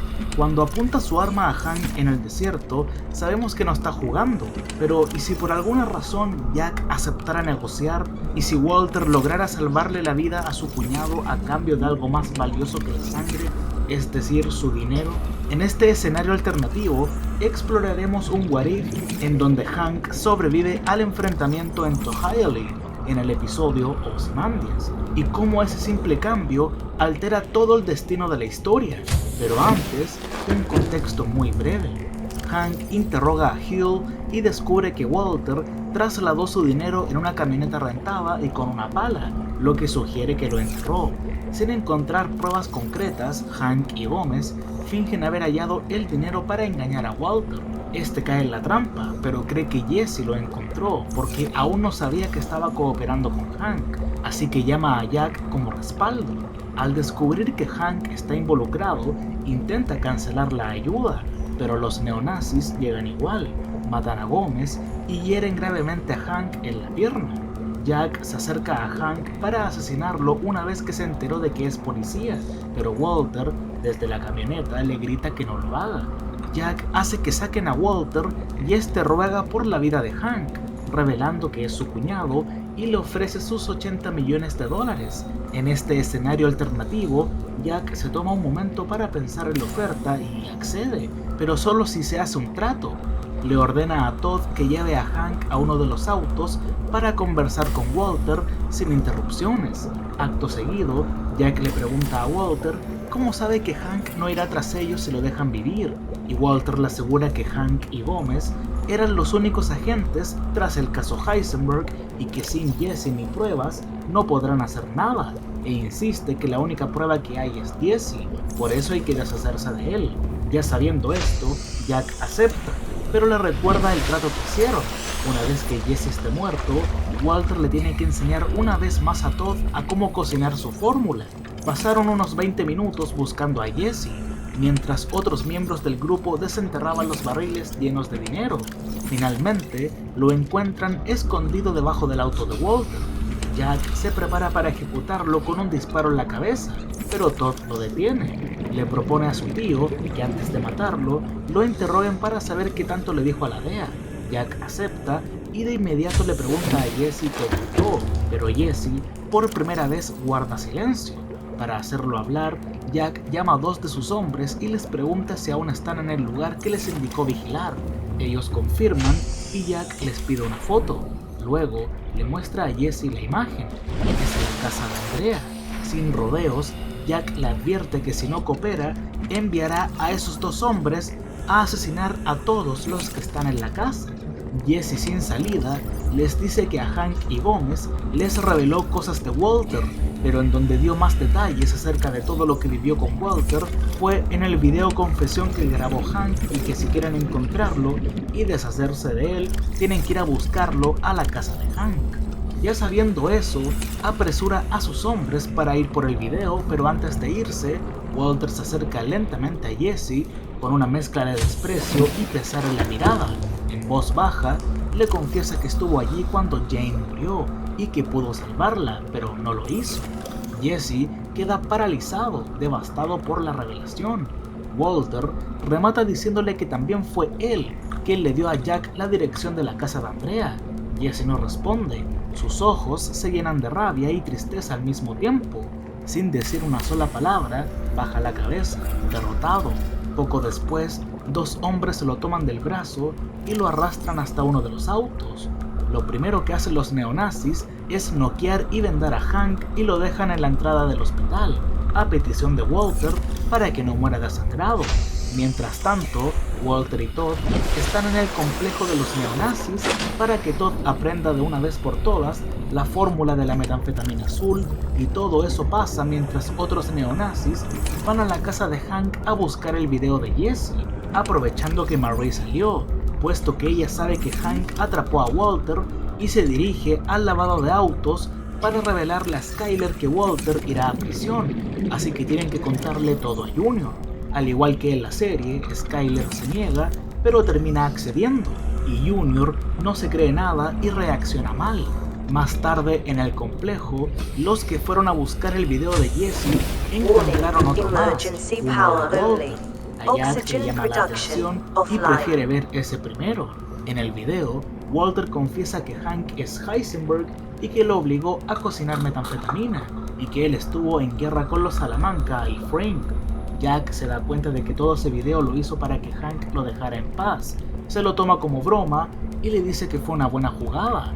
Luego, guardan el video de Walter y ven la confesión de Jesse, en donde ven que habla de más, sobre todo después de decir que Todd mató a Droshar. Esto enfureció a Jack, quien no dudó en matar a Jesse sin rodeos. Recordemos que él no se anda con medias tintas. Y Walter, aunque había estado resentido con Jesse por cooperar con Hank, lo que según él provocó la muerte de Gómez y que Hank resultara herido, no pudo evitar quedarse paralizado ante la frialdad del asesinato. Jack, aún alterado, disparó contra el televisor y el reproductor de DVD, destruyendo la cinta de Jesse. Afortunadamente para ellos, Jesse no mencionó demasiado sobre los neonazis y que aquella era la única copia del video. A pesar de lo que acababa de presenciar, Walter de inmediato se dirige junto a Todd y el resto del grupo al laboratorio para mostrar el producto que cocinó. Como era de esperarse, el resultado supera por mucho lo que Todd había logrado por su cuenta. Todos parecen satisfechos y hasta hablan de retomar el negocio con Lydia, siempre y cuando cumplan con los estándares que ella exige. Walter, al verlos a todos contentos, pregunta si ya puede irse, ya que tanto él como Jack cumplieron con su parte del trato. Y a Walter se le pasó por la cabeza que todo iba a estar bien. Creía que podría convencer a Hank de que lo dejara en paz y que podría volver a trabajar tranquilo en el lavado de autos. Prefiere estar a salvo dejando el negocio de las drogas definitivamente. Pero Jack, aún desconfiado, le responde que después de todo lo que vivió ese día, después de que Jesse casi los lleva a prisión y de enterarse de que Walter había ocultado de que tenía un cuñado en la DEA, ya no puede confiar en él.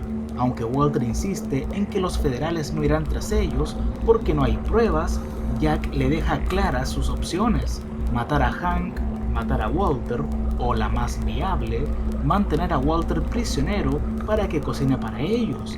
Así tendrían una fuente de dinero infinita. Walter suplica que lo dejen ir, que puede seguir enseñándole a Todd tantas veces como sea necesario, pero que no puede desaparecer así de la nada, especialmente si Hank sigue con vida, ya que sería extraño.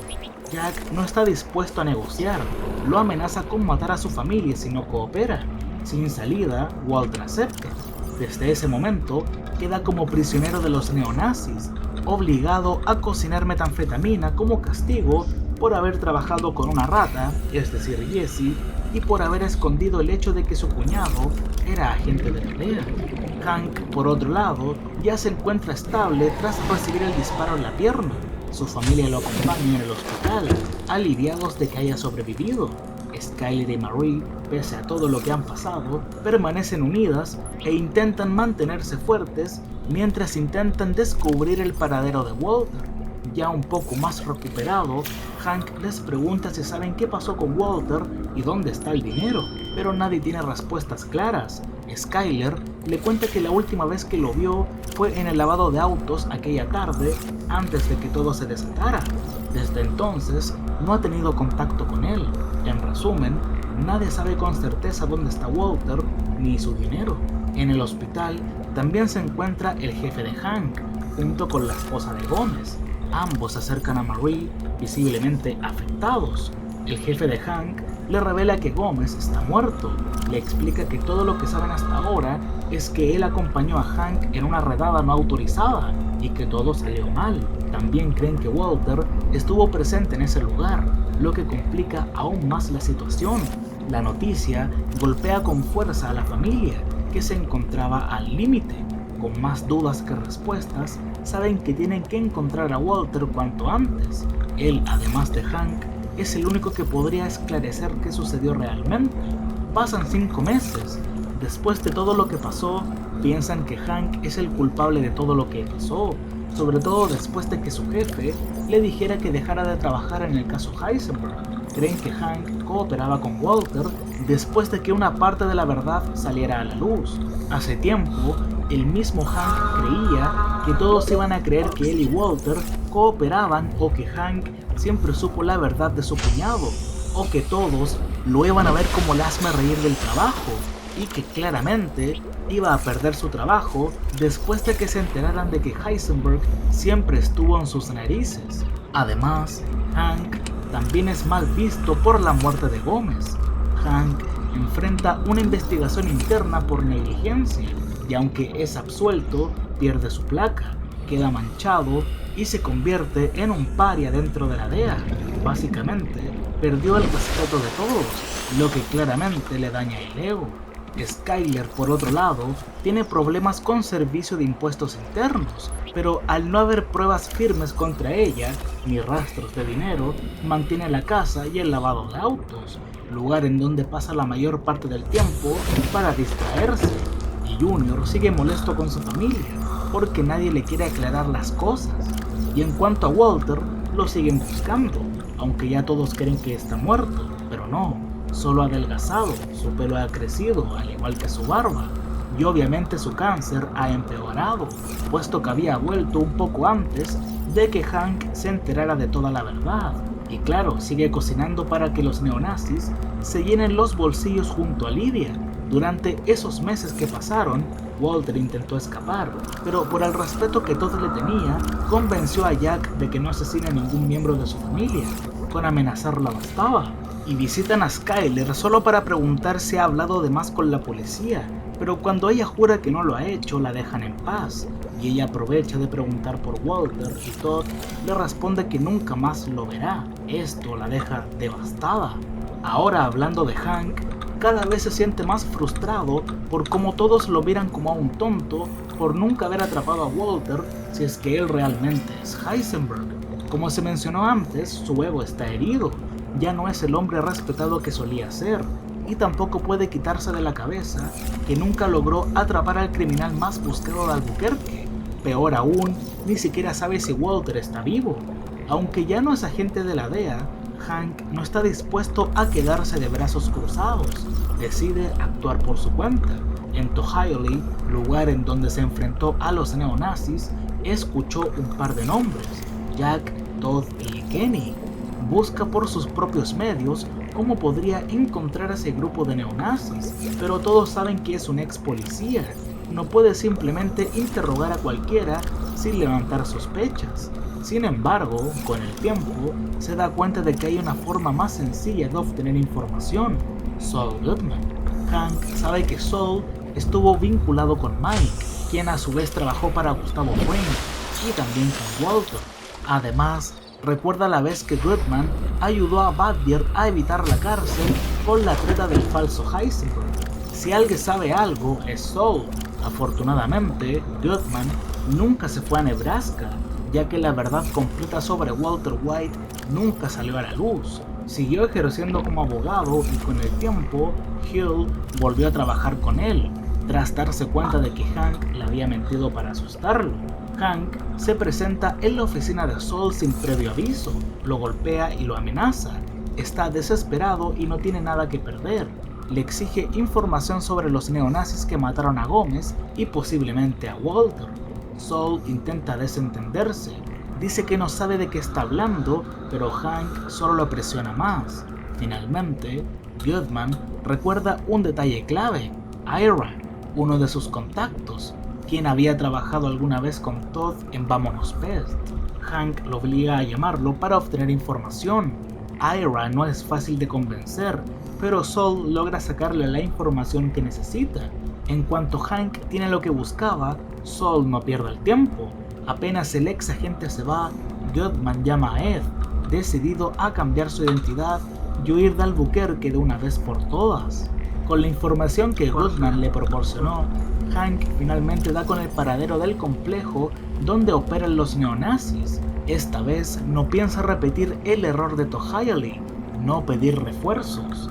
Antes de acercarse, llama a la policía anónimamente y reporta disparos en la zona, alegando que en el lugar podrían encontrarse Jesse Pinkman y Walter White.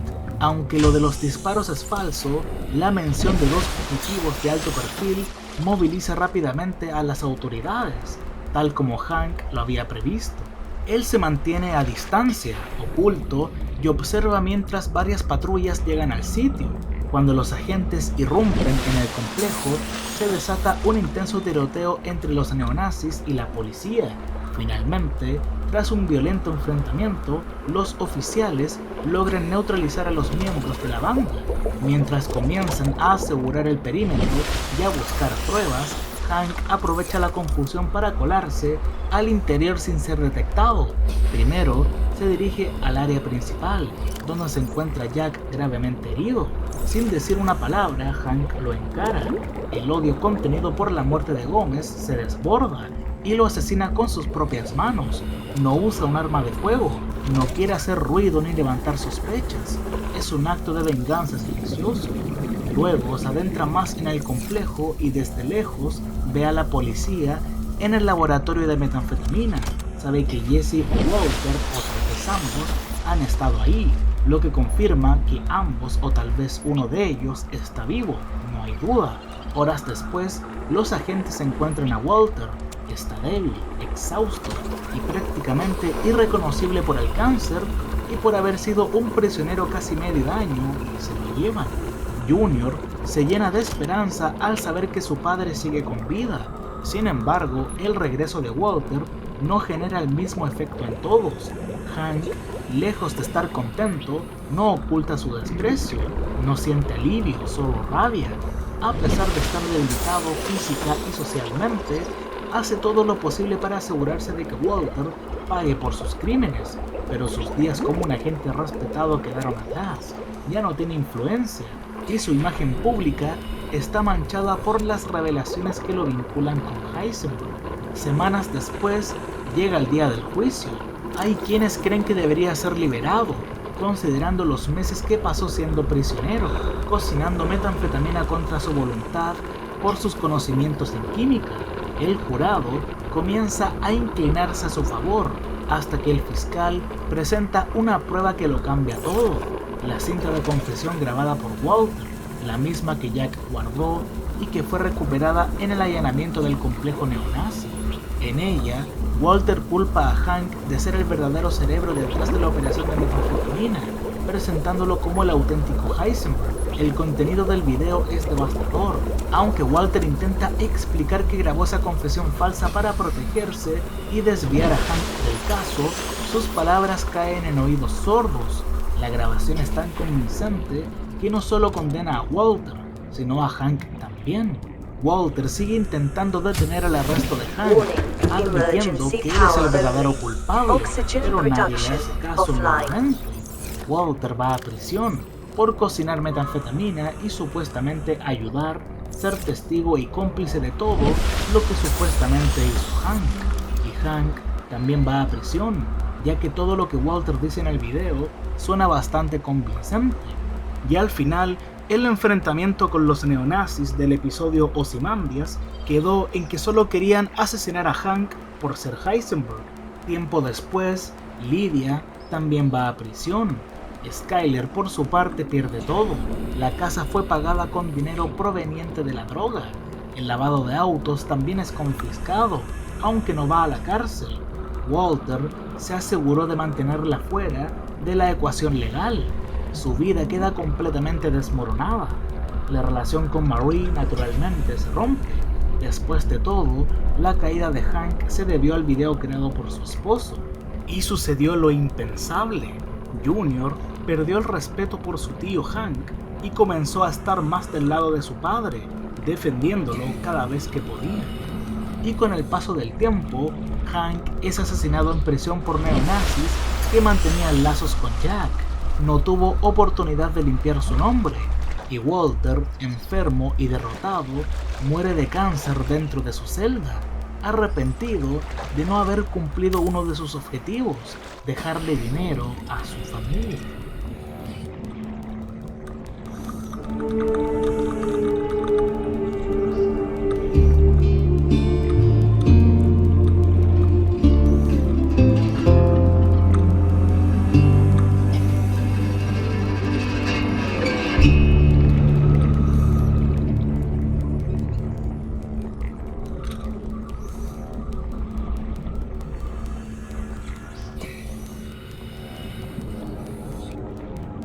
Walter White no solo fue un brillante químico y un temido narcotraficante, también fue un maestro del engaño. A lo largo de su transformación en Heisenberg, utilizó mentiras calculadas para protegerse, manipular a quienes lo rodeaban y asegurar su imperio, aunque hubo momentos que casi delatan su segunda vida.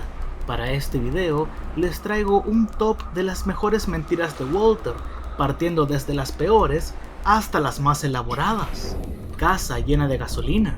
En la temporada 5, cuando Jesse descubre que Walter envenenó a Brock, intenta incendiar su casa rociando gasolina en la sala, pero Hank lo detiene y le propone una alianza para acabar con Heisenberg.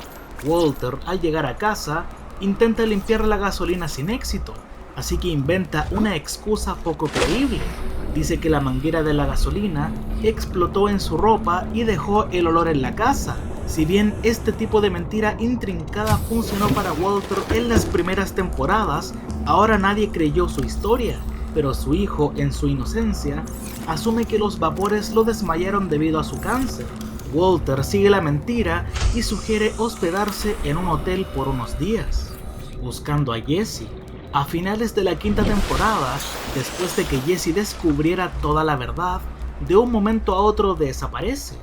Walter, preocupado de que cometa un error que afecte su vida, le pide a Jack y a sus hombres que lo asesinen, pero no saben su paradero, por lo que Walter idea una estrategia para atraerlo.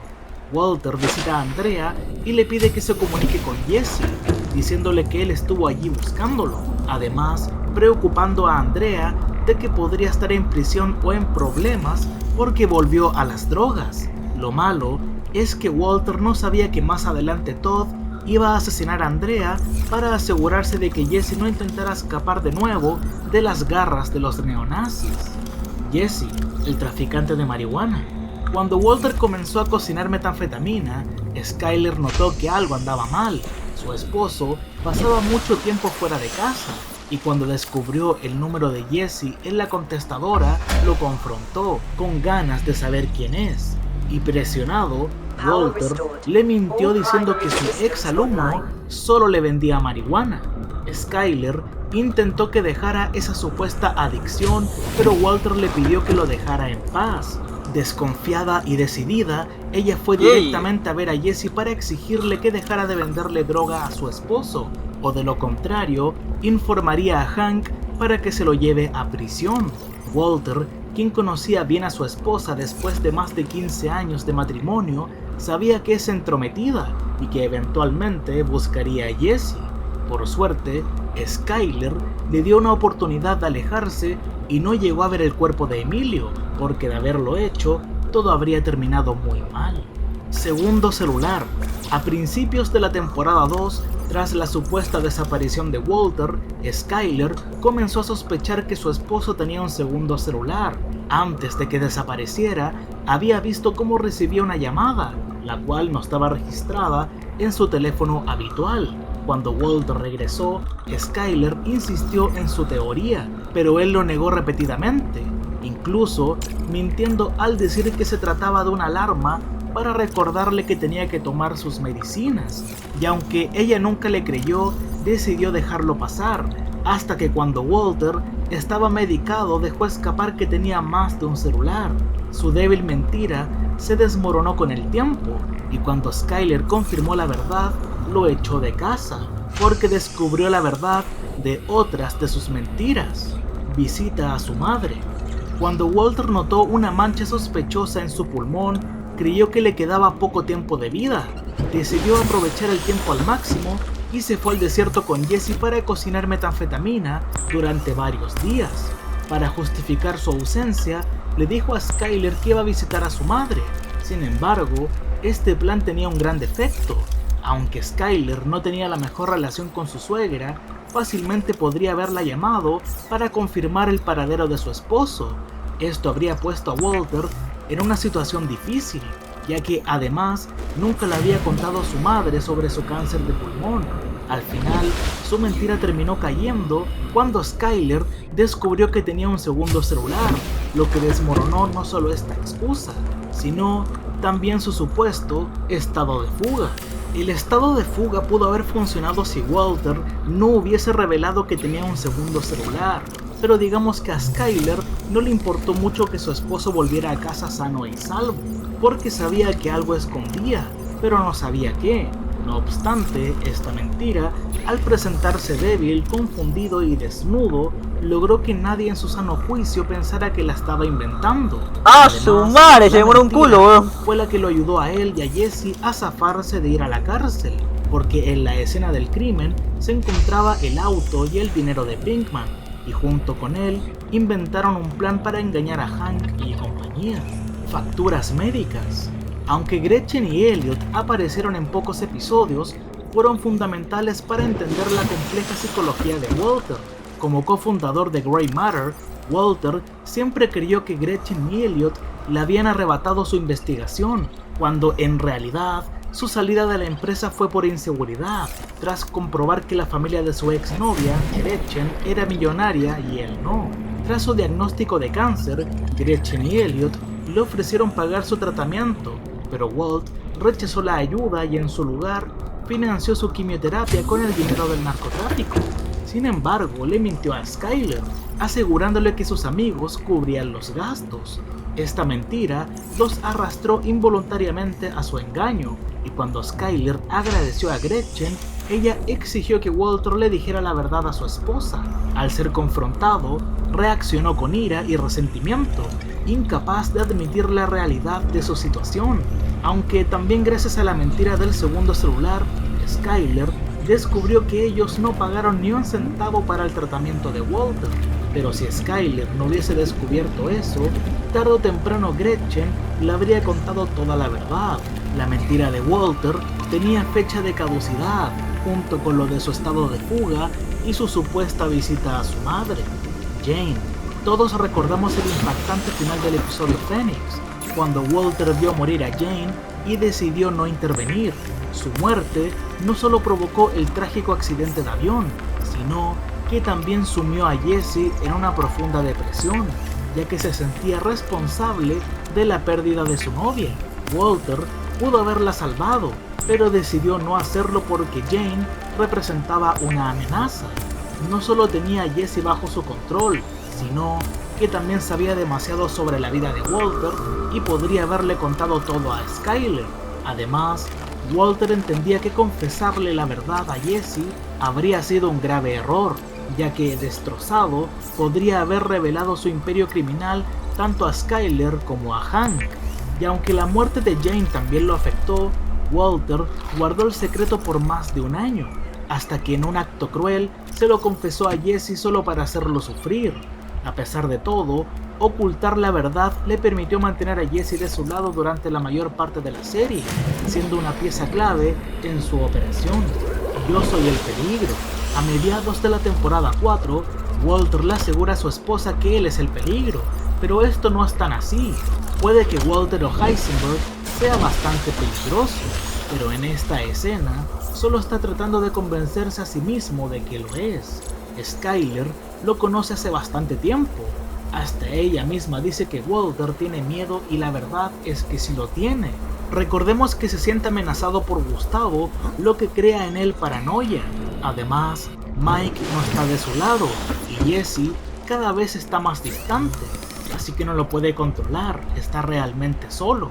Entonces, su monólogo de yo soy el peligro es solo para mentalizarse que Walter es importante, peligroso y esencial para la operación de Frink, a pesar de que no quiera trabajar con él. Esto hace que Walter se sienta inseguro, por eso le dice todo esto a Skyler. No está dispuesto a hacerle creer a su esposa que podría estar en peligro. Quiere ser visto como poderoso, pero en el fondo nosotros sabemos que no es tan así, ya que en 2 capítulos más, aunque Walter le diga a un tipo que lo primordial es tener el control en su vida, en la siguiente escena vemos que Gustavo es el que lo controla la mayoría del tiempo. Además, en la temporada 5, Walter le revela a Skyler que sí estaba en peligro. I can promise you that Gus Fring is dead. He was the threat, he was the danger. I thought you were the danger. problemas matrimoniales. Para Walter White, lo más importante en la quinta temporada era su negocio. Tras derrotar a Gustavo Fring, tenía la oportunidad de convertirse en el narcotraficante más poderoso de Nuevo México. Sin embargo, a diferencia de Fring, Walt no tenía una red estable de contactos ni un suministro constante de los químicos necesarios para la producción de metanfetamina. Uno de sus principales problemas era la metilamina, pues creían que Lydia les había cortado el suministro.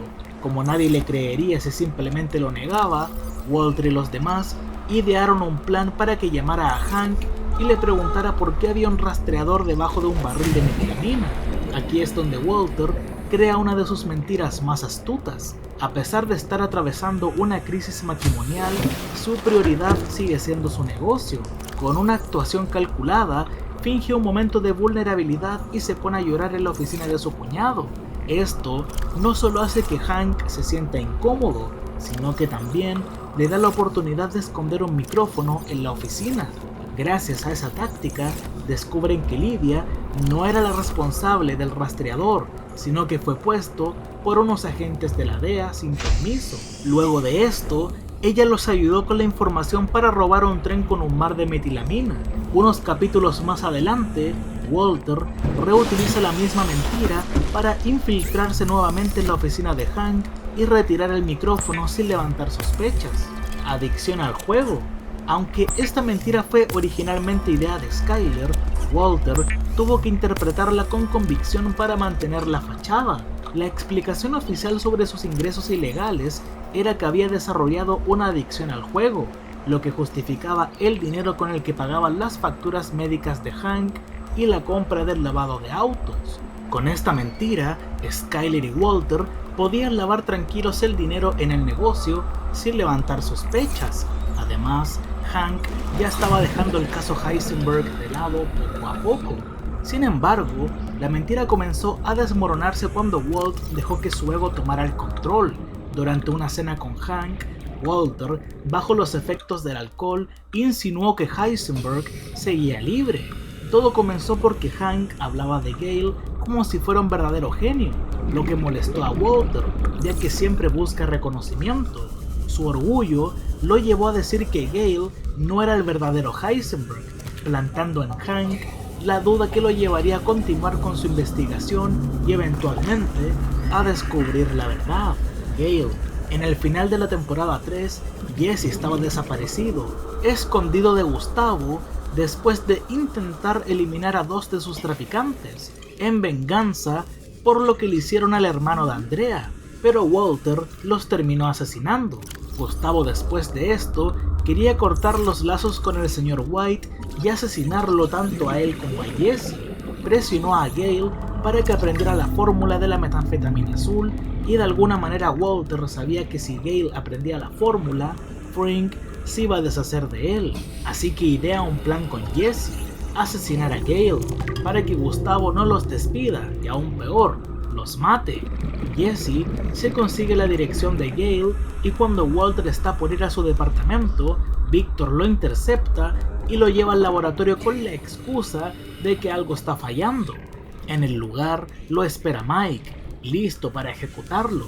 Sin embargo, Walter actuó con rapidez y mintió de manera tan convincente que logró detener su propia muerte. En un último intento por sobrevivir, fingió cooperar con dar el paradero de Jesse, y en su lugar ordenó a Jesse que eliminara a Gale. Su mentira fue tan perfecta que incluso Mike quedó impresionado por la astucia de Walter. Cinta de confesión. Hank estaba decidido en atrapar a su cuñado, pero no tenía pruebas sólidas en su contra. La situación empeoró cuando Walter grabó un video confesión en el que manipuló los hechos y culpó a Hank de ser Heisenberg. En la grabación, Walt afirma que su cuñado lo obligó a ser su químico, que estuvo involucrado en la guerra contra Gustavo Fring, en donde salió lesionado, y que fue el responsable de la explosión en la casa de retiro, y para empeorar las cosas, que su tratamiento médico había sido financiado con dinero de las drogas. Este montaje dejó a Hank en una posición muy peligrosa, ya que sin pruebas contra Walter, todo podía volverse en su contra. Afortunadamente, Jesse decidió unirse a él para acabar con Walt, pero si esto no hubiera sucedido, Hank quizá no habría tenido otra opción más que guardar silencio y dejar a Walter en paz. Lo hice por mi familia. Tal vez la mentira más recurrente del programa es la de Walter diciendo que todo lo hizo por su familia, pero en el fondo sabemos que eso no es verdad, al menos en las últimas temporadas. En un principio se hizo todo por Skyler, Junior y Holly, pero más adelante su motivación también era un poco egoísta, porque le gustaba sentir esa sensación de poder. Pero en Felina, cuando todo se había desmoronado, tiene su último momento con Skyler, donde admite que todo lo que hizo fue por él. Muchos creen que Walter le está mintiendo para dejarla más tranquila y que se sintiera mejor, pero no es cierto. No hay razón alguna de mentir en este momento. Lamentablemente, su admisión llegó demasiado tarde para cambiar algo. Y si les sirve de algo, porque sé que muchos creen que en esta escena estaba mintiendo, hasta el mismo Vince Gilligan ha dicho que Walter fue honesto en esta escena. Antes de ir con el primer puesto, repasemos unas menciones honoríficas. Drew Sharp. Esta mentira es bastante breve pero cruel. Todos sabemos que después de la muerte de este niño, Jesse la pasó muy mal y él creía que Walter también, pero no. Y aunque el mismo señor White le haya dicho que le afectó mucho la muerte del niño, momentos después Jesse lo escuchó silbar en un modo muy relajado. Esto ayudó a Jesse para que se saliera del negocio, alejándose para siempre de Walter. Así que la mentira y manipulación del señor White no lo ayudó para nada, porque demostró que nunca le importó la muerte tan repentina del niño. Aunque por unos días Jesse sí le creyó que le importaba la muerte de Drew Sharp. Accidente automovilístico. Hank estaba avanzando en su investigación y cuando descubre que Gustavo es dueño de una lavandería donde según Hank podría tener un laboratorio escondido, va con Walter al lugar y este con miedo de que descubra la verdad ocasiona un accidente para que Hank pospusiera su investigación. Según Walter, no vio el auto y Hank le creyó un poco esa mentira, pero si este último hubiera sido más inteligente y no subestimara siempre a Walter, habría sospechado inmediatamente de su cuñado. Grupos de apoyo. En las primeras temporadas, Walter le mentía a Skyler con que iba a grupos de apoyo para personas con cáncer, usando su enfermedad como escudo. Esta mentira le sirvió durante mucho tiempo, pero cuando Skyler descubrió que su esposo tenía 2 celulares, esa mentira no iba a poder usarla nunca más. Infidelidad. Después de presenciar la crisis nerviosa de Skyler, Marie le pidió a Walter que le dijera toda la verdad, ya que su hermana había actuado de forma extraña ese mismo día. Aunque Walter dijo cosas ciertas, también manipuló la situación para protegerse. Le aseguró a Marie que Skyler estaba afectada por el accidente de Ted Bennick, con quien había tenido una aventura. Esta respuesta dejó un poco más tranquila a Marie, viendo a Walter como la víctima. Ahora sí, vamos con el primer puesto. Brock. Durante la mayor parte de la temporada 4, Jesse y Walter estuvieron peleados, y esto era preocupante para el protagonista, porque sin Jesse no era casi nada. Además, este último estaba más del lado de Mike y Gustavo en ese momento. Walter estaba desesperado por tenerlo de vuelta y hace algo cruel: envenena a Brock. Además, extrañamente, el cigarro con ricina de Jesse desapareció después de visitar a Saul Goodman, y de inmediato sospechó en Walter. Lo visita para matarlo y Walter le miente con que Gustavo los quería poner en contra, para que Jesse asesinara a Walter, y finalmente el señor White lo convenció de que Gustavo fue el culpable, porque él es el único que usa niños, como el caso de Tomás. Y Jesse se culpó a sí mismo y creyó que Brock de alguna manera encontró su cigarro de ricina extraviado. Hasta la temporada 5, Walter lo seguía manipulando con que reaccionó mal al querer matarlo, siendo que él supuestamente no tuvo nada que ver con el envenenamiento de Brock. Y bueno, cabe recalcar que a Bryan Cranston no le dijeron que su personaje sí había envenenado al niño, por eso su mentira es tan convincente. Al final, Jesse, furioso con Frink, se une a Walter para acabar con Gustavo para siempre. Gracias a esta mentira bien planeada, Walter logró que Jesse se uniera a él para acabar con Gustavo de una vez por todas. Sin embargo, el precio de su victoria fue alto, pues usó a un niño como pieza clave en su retorcido juego. Las mentiras de Walter White no solo lo ayudaron a sobrevivir, sino que también reflejaron su inteligencia, manipulación y su evolución en Heisenberg.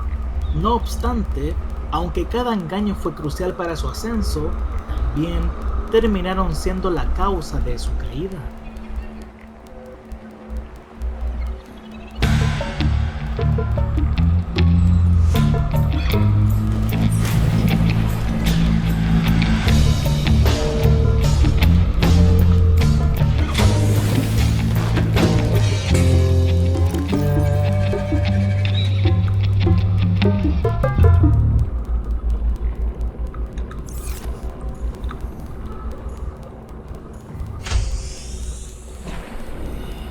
En el universo de Breaking Bad hay muchos personajes despiadados, pero pocos alcanzan el nivel de frialdad y meticulosidad de Gustavo Fring. Bajo su imagen de un empresario respetable se esconde un criminal implacable, capaz de orquestar algunos de los actos más brutales y calculados de ambos programas. En este video repasaremos sus peores acciones en orden cronológico y descubriremos por qué Fring es uno de los villanos más temibles de la serie. Antes de empezar, les advierto que este video tendrá spoilers de todo el universo de Breaking Bad. Llamar la atención de Don Eladio. En 1989, Gustavo atrajo la atención de Don Eladio al vender en el territorio del Cartel de Juárez. Este era su objetivo, ya que buscaba proponer una relación comercial con el cartel, ofreciendo un producto que él y Max producían. Sin embargo, Don Eladio interpretó la propuesta como una falta de respeto. Como castigo, ordenó a Héctor Salamanca que matara a Max frente a Fring. A pesar de la brutalidad de la respuesta, Eladio reconoció el valor del producto y le ofreció a Gustavo una asociación, atrapándolo así en las garras del cartel. Además, Eladio conocía su pasado en Chile. Fring consiguió lo que quería, acceso al negocio del cartel, pero el precio fue devastador, ya que perdió a Max, su socio y a la vez su amante. A partir de ese momento, aceptó la oferta con un propósito oculto, la venganza. Durante los siguientes 20 años, Gustavo planeó meticulosamente la caída del cartel desde adentro, esperando el momento preciso para ejecutar su venganza. Los Pollos Hermanos. Gustavo ya tenía su negocio de comida en los años 80, pero en Better Call Saul se expandió y en Breaking Bad mucho más. Tenía 14 restaurantes a lo largo del suroeste de Estados Unidos. Este negocio, Gustavo lo utilizó como tapadera para su imperio de la droga, del que nadie sospechaba. Si bien esto era intrínsecamente inmoral, lo peor fue como Gustavo convirtió a los empleados de los Pollos Hermanos, a los agentes de la ley, a las organizaciones benéficas a las que donaba y a otros miembros de la comunidad local en participantes involuntarios de su tráfico de drogas. Breaking Bad es una serie llena de personajes que usan fachadas y mentiras para sus verdaderos negocios ocultos, pero sin duda, Gustavo es el que lo hizo mejor. Sin embargo, tras su muerte y la revelación de su imperio de la droga, varios de estos individuos se quedaron sin trabajo sin culpa alguna, como los del restaurante y los de la lavandería. Y para qué hablar del jefe de Hank, que fue despedido simplemente por ser amigo de Fring y no ver la verdad sobre su supuesto amigo. El tratamiento de Héctor. Es bien sabido que Gustavo y Héctor se odian, pero Fring no quiere simplemente matarlo. Ok, vamos a dejar el capítulo acá. Capítulo constructor más que todo. Y vamos a grabar el siguiente. Ahora venimos.